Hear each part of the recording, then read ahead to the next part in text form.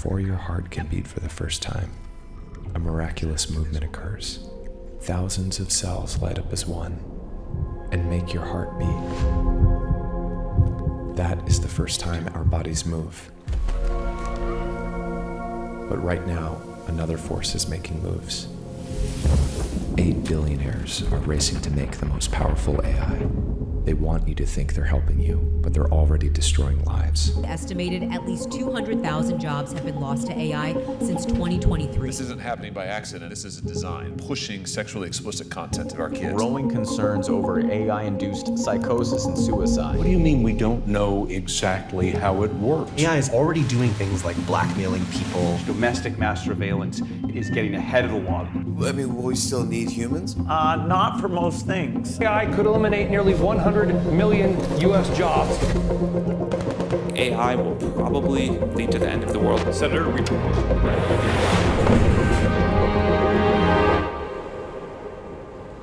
If we try to fight this alone, we'll lose. But there are only 8 of them, and there are 8 billion of us.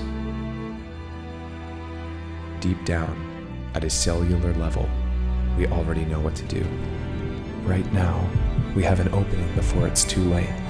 We need to meet this moment with one human movement. I can remember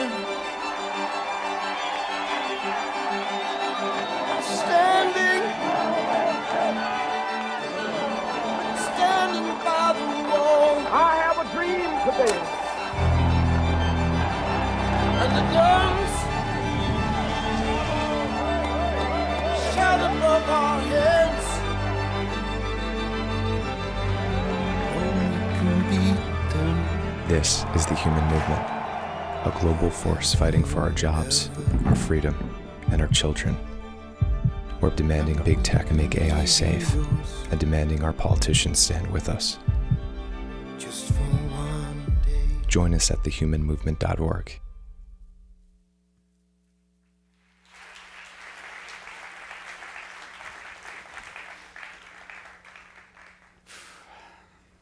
All right, can you hear me again? Yeah. So it was 2026. It was all looking so bleak. Humanity was just racing ahead to this cliff right in front of us. And then the most amazing thing happened. Clarity created agency.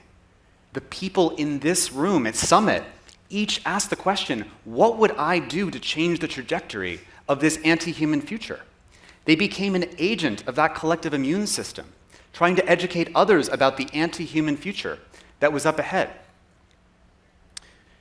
Someone in this room called in their connections in Miami to Mar-a-Lago and said, how do we make sure we get this presentation directly in front of President Trump and Jared Kushner and Ivanka? And then that actually happened. 100 million people saw the AI doc. And just like the film The Day After about nuclear war in 1982 made President Reagan depressed for 2 weeks, and then later led to the Reykjavik Accords between Gorbachev and Reagan and the first arms control talks, the AI doc and the collective clarity that we had suddenly led to the Trump-Xi summit, which is happening, by the way, in 3 weeks, May 14th, 15th. President Trump and Xi signed an agreement to, at the very least, share AI redline phones of evidence of how AI was actually endangering both sides' national security, to make sure that we had a common basis to coordinate. We put $100 million, thanks to funders that were connected in this room, into an AI truth campaign. Remember the truth campaign, Big Tobacco, the body bags in front of the tobacco companies? There was a $100 million truth campaign to make sure that it wasn't just one movie that tried to tell this story, but daily in the attention economy, people saw the evidence of the anti-human future that was up ahead. That truth campaign led AI to be the #1 issue in the midterm elections. And just a few months from now, people started calling their members of Congress, saying, we're not going to vote for you unless you make a human future the thing that we actually are getting. We had boycotts, everybody who had boycotted OpenAI and ChatGPT for enabling mass surveillance. Well, that continued massively, and people started boycotting and switching from all the unsafe AI companies that didn't do safety practices and switched to companies like Anthropic that were, which sends strong market signals to what kind of future we're heading for. People hosted screenings of the AI doc in town halls. We restricted open source models so that both countries, China and the US, put pressure on all the international countries to say we're not going to release open source models that know how to do dangerous biological weapons or create cyber weapons. We created the AI New Deal, realizing that we needed a new social contract that actually prioritized and kept humans' work and dignity in the picture. People in this room who created Daybreaker said part of this is we actually need to remember what is sacred about being human. And Daybreaker and all of the experience economy that Seth was mentioning created a whole wave of people prioritizing what is important to us as humans. I like to tell the story in the past tense of obviously we did that. Obviously.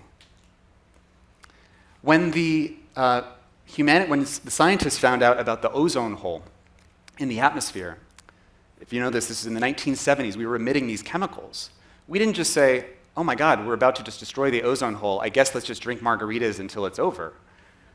We said, that's stupid. We should probably change that. And we did the Montreal Protocol, where 190 countries came together, regulated the chemicals that were causing the ozone hole. We switched to a new set of chemicals, and now the ozone hole is disappearing. So what I want to leave you with is that change is possible if we can snap out of the trance of inevitability. And we think the human movement, which we want your help with, is what is needed to do that. So I'm going to invite on stage Jason Karp, who is the CEO and co-founder of Human Co. And we're going to talk about, in order to talk about the human movement, we're going to talk about how did we get here? What are the forces that got us into this predicament? Thanks, Jason. Thank you for having me.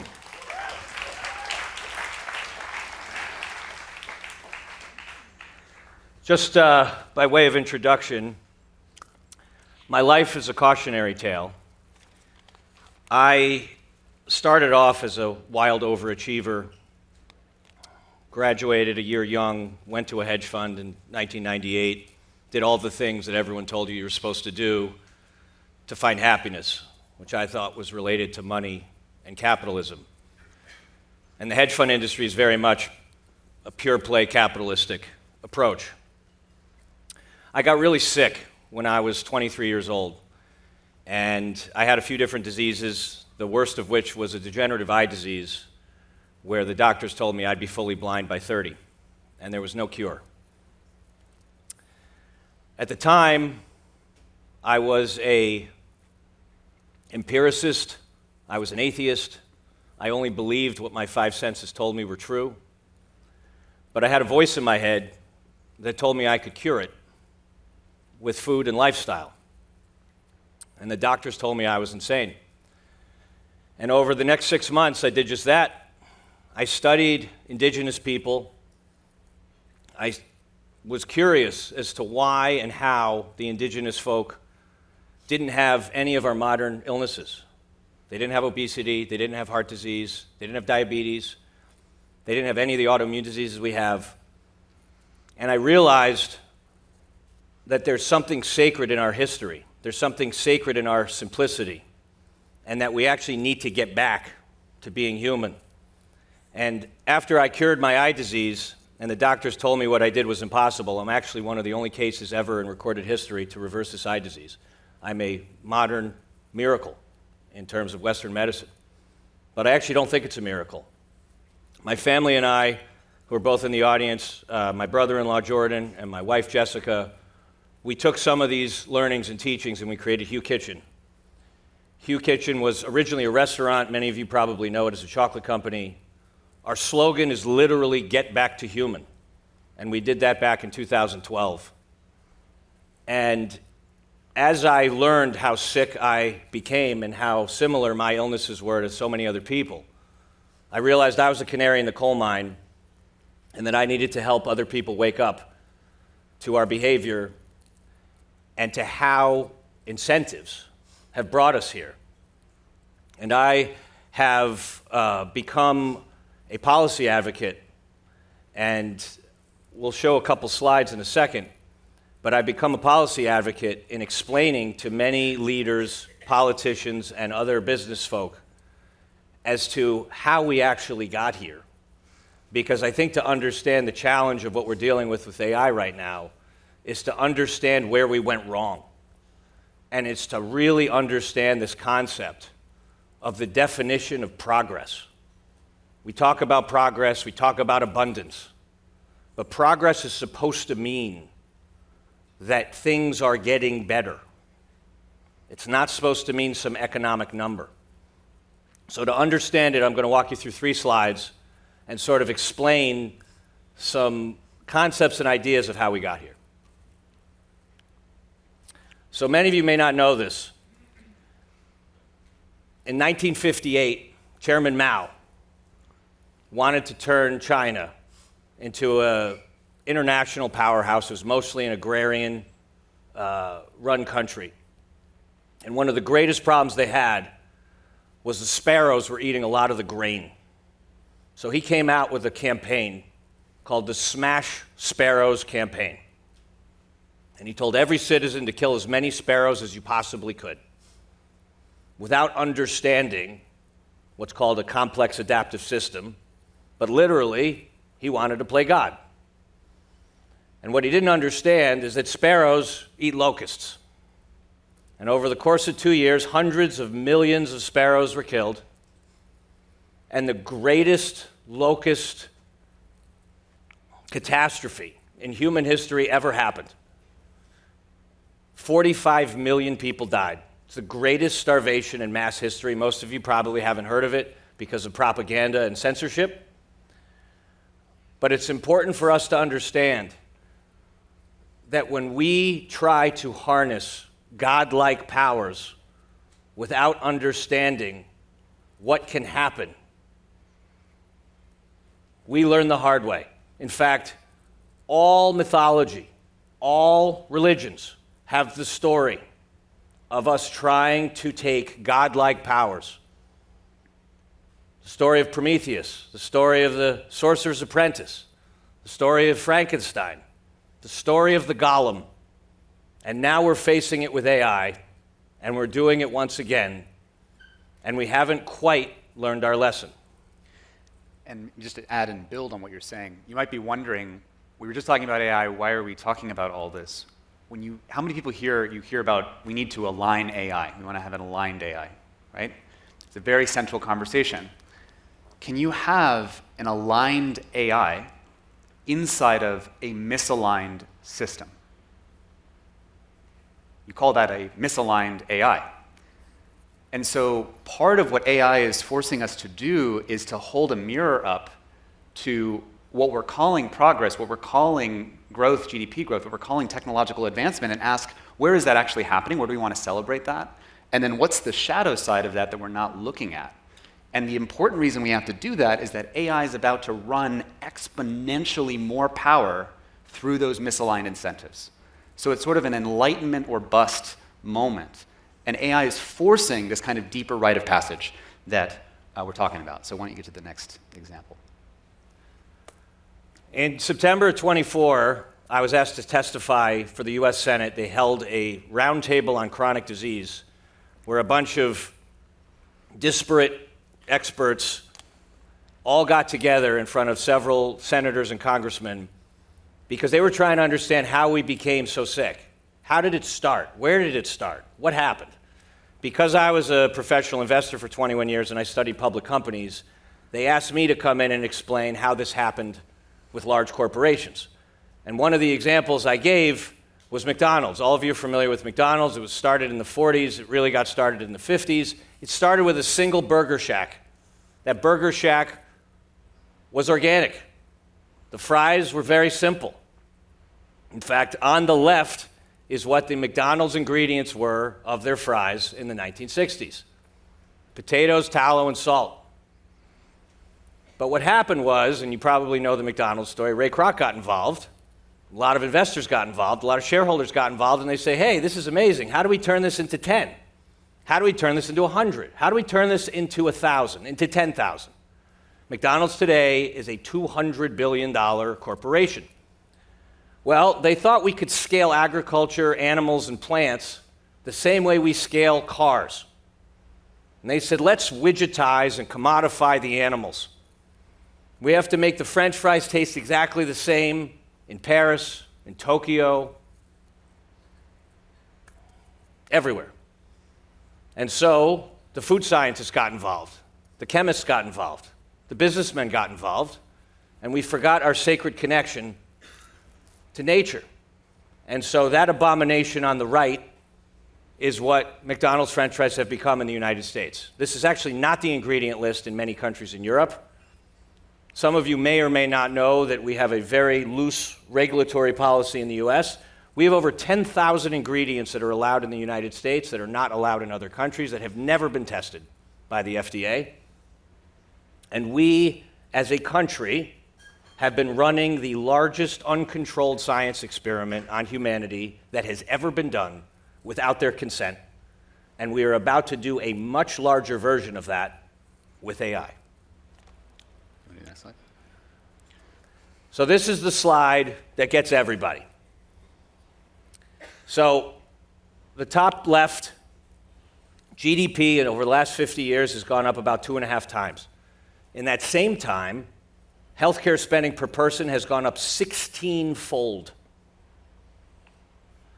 The second chart shows how much more our healthcare spending as a country, US, has outpaced the other developed countries. It's about 2.5 times. And every other chart on this is not progress. It's in fact the opposite of progress. And the lower right here is the most concerning. Men's sperm count in the last 50 years is down 55%. We are literally slow motion extincting ourselves. And we have to ask the hard question, what is progress? We have more technology than we've ever had. We exercise more than we ever have. We have more pharmaceuticals than we've ever had. We have more medical devices than we've ever had. We have more knowledge than we've ever had. And yet, we are the sickest, mentally and physically, that we have ever been. I recently gave a speech for my dear friend, James Vanderbeek, who just died of colorectal cancer, which is a cancer of ingestion. And I wanted to read you an excerpt of this because I think it's really important as it relates to how we must redefine progress and we must redefine abundance, because economic numbers are not the answer. We are more than numbers. We are more than economic money. I wrote, I believe we were put on this earth for a reason. I believe that reason is stewardship and service, to love one another, to protect one another, to be stewards of this extraordinary creation, this soil, this water, this air, these bodies. This is not a political belief. This is the deepest moral instruction humanity has ever received. God gave us a sacred duty to take care of each other and to put humans first. And in the last 100 years, in the boardrooms, lobbying offices, regulatory agencies, we decided that money and efficiency were more important than that sacred duty. We are in a spiritual war of good and evil. And there's some force, you could call it the devil, you could call it an archon, you could call it whatever your beliefs are. There is some force that's trying to extinct us, and it's working. And this is a war between those who honor creation and those who extract from it.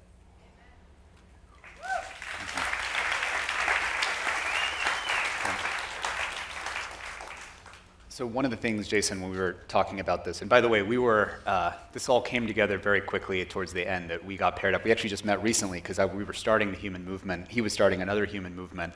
And there's a synthesis of, I think, what we're both looking at. And one of the things you said to me was, in spirituality, in one's sort of own inner work, there's a way that we're shown the same problem over and over and over again until it gets more painful, until you correct it, until you wake up to it. And I feel like this is the problem that we're being shown over and over and over again. That behind all this, what you call this evil force, the devil, someone might say Moloch, or the god of unhealthy competition. How many people here know what Moloch is? Handful. Moloch was the god of unhealthy competition. When everyone's playing a game where if I don't do it, I lose to the other guy that will, if I'm Mark Zuckerberg, if I don't go after the young 13-year-old's attention by maximizing engagement and doom scrolling, I'll lose to TikTok, who will. So then everybody races towards the complicity of a bad outcome. And it's racing to some narrow goal at the expense of the complex substrate that really is in benefit of all life. And that's been happening for a long time. But now AI is sort of forcing us to look at this has got to get a lot more painful for us to say, okay, finally, we have to look at our shadow and wake up. Yes. I believe my wife and I have become a lot more spiritual recently because of a lot of things that we've both been through. But it seems to be that you keep getting shown the lesson you need to learn until it becomes so painful, and you go through what some people call the dark night of the soul, where you're forced to face it, and you're forced to come out of it. And I believe that AI is God's final exam for us. We don't get a do-over from this one, guys. And this is when we are being asked, and we keep making the same mistake. We keep making the same mistake. If this were a company, and many of you are business people, if this were a company, and I told you the more money you spent, the worse the P&L got, you would say, shut that thing off. We have no idea what we're doing, but we can. And we know that if we all get together, and we'll talk about it at the end, there is a way to fix this. And it is indeed the final test for us. Are we going to choose each other, or are we going to choose economic progress? Yeah, well said.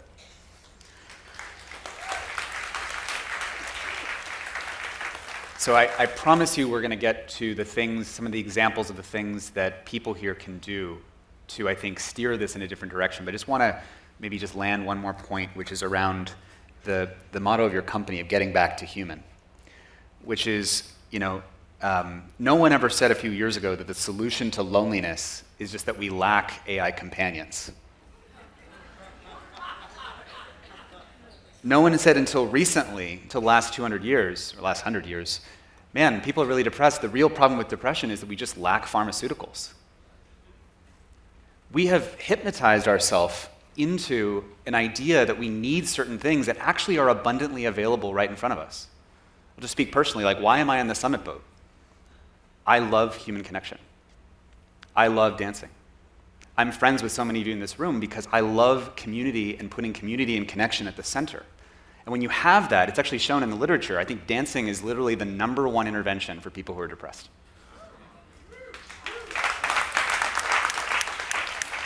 And we have an abundance that is available to us of the things that actually already regenerate the human social fabric. You don't have to invent technology to solve that problem. It's all right here. And I think that's what brings, our worlds together is how do we get back to human? How do we actually know what is the complexity of what gives rise to the health of a society? And then just sort of like a allopathic medicine, you're just helping those feedback loops automatically regenerate. And that's, I think, the opportunity that we have. Want to say anything more about that?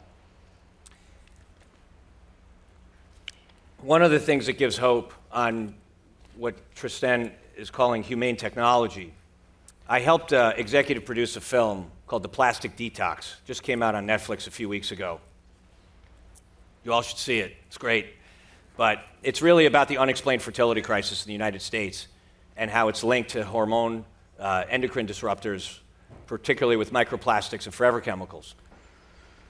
There's a very notable part in the middle, though, with a prominent industrial chemist. This brilliant person.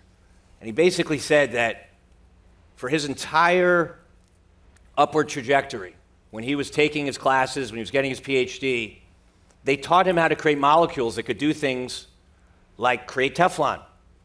But there was absolutely no training about what it would do to humans and what it would do to the earth.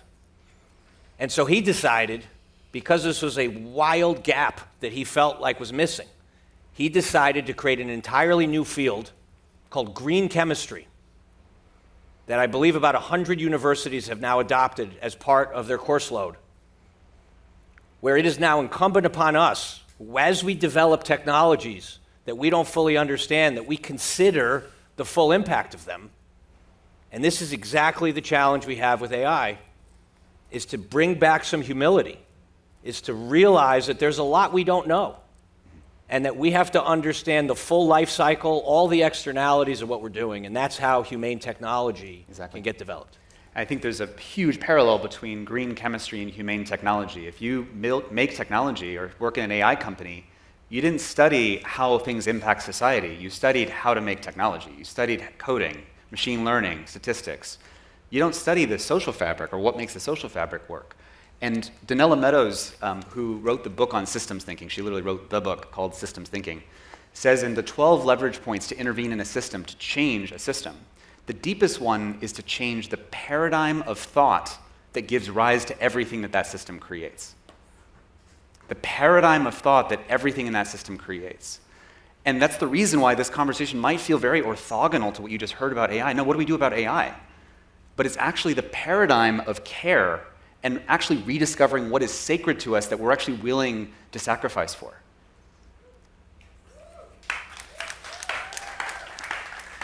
If someone says, I'll pay you $4 trillion to kill your mother, would you do it?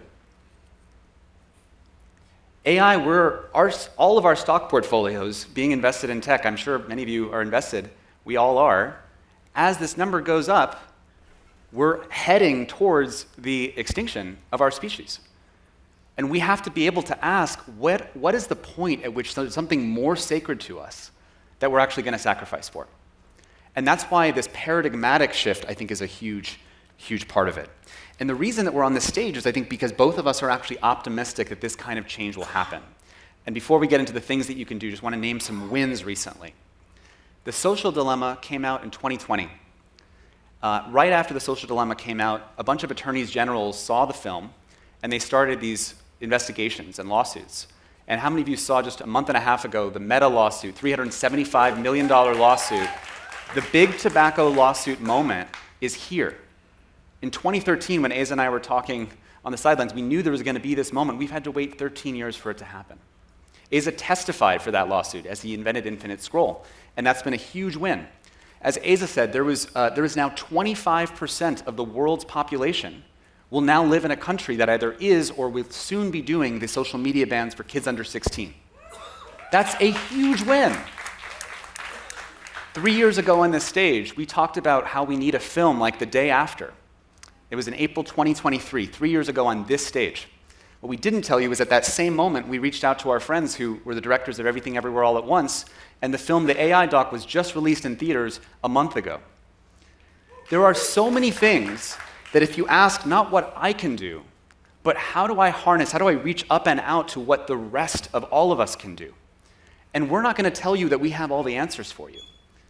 But if journalists in this room, or people who are connected to journalists, made this clarity about the anti-human future visible every single day, nonstop, the evidence of AI doing peer preservation and hacking into computers and mining crypto and going rogue and what it actually says in its chain of thought, which is terrifying if you actually look at the transcripts, people just don't know.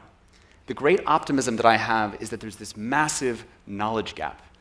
How many of the world's leaders do you think are aware of the example that Aza gave of the Alibaba hacking cryptocurrency?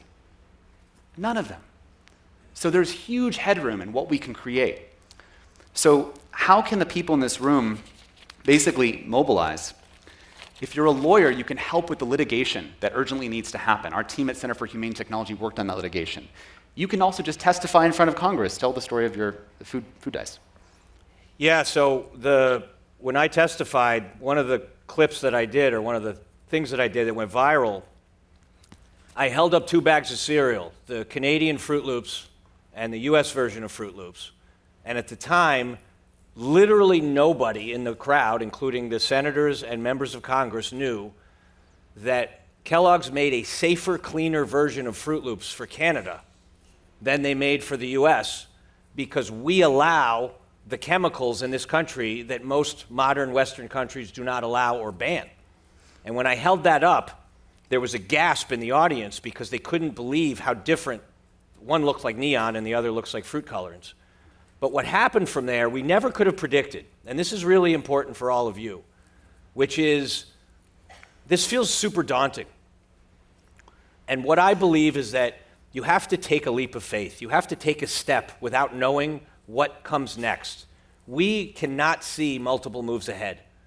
But what happened with the case of the artificial food dyes, which deeply affects both of my children, is that that clip went viral.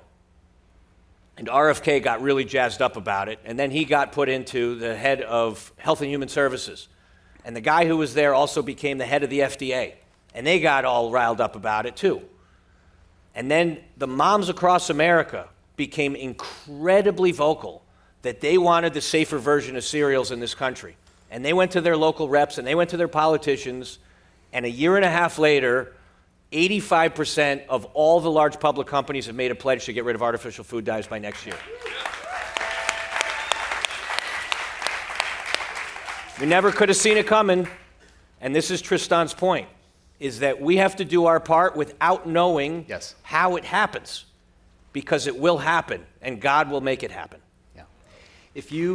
Yeah, absolutely. And we're going to wrap up here, I promise. I know this has been a long double header session, but I just want to underline this point, because I struggle with this every day. If you ask me, is there a clear path from exactly where we are now to a safe future? I cannot tell you the perfect path. I don't see it perfectly.